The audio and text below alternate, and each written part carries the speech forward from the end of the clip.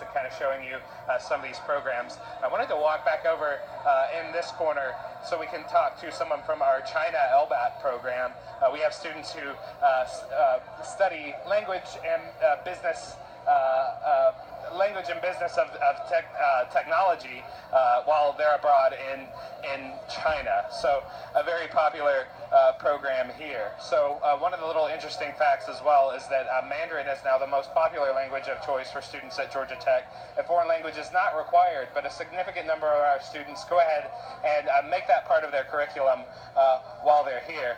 What I'm going to do is I'm going to get Bryce to get a shot, and I'm going to step back here and talk to this young lady. Are you both students who took part in LBAT? We are, yeah. Okay, tell me your names and what you study here.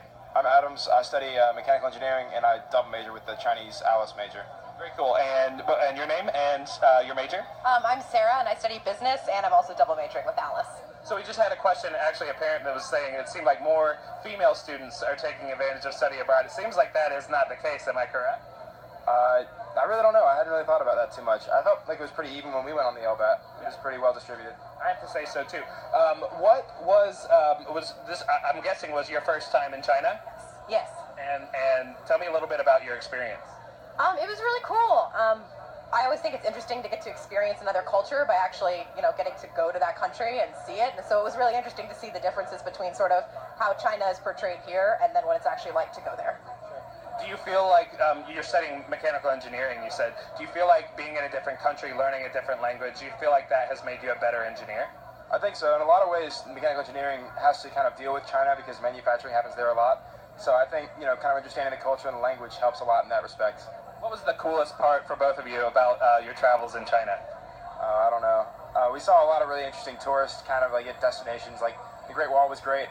I went to Taiwan while I was there, and I got to see the Taipei 101 Tower. So that was really cool to me.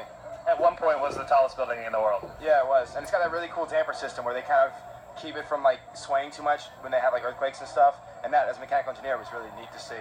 Cool to see that in real life. What about you? What was your favorite part of the program? I think one of my favorite parts wasn't anything specific, but just that you have the freedom to sort of go wherever you want on the weekends. So we have class from Monday through Thursday, and then from Friday through Sunday, basically, we could do things where we went to another small town one time, or we could go see sort of things that we wanted to explore that maybe weren't with the program. And that was really cool because we got to practice our language skills and also visit some really cool places.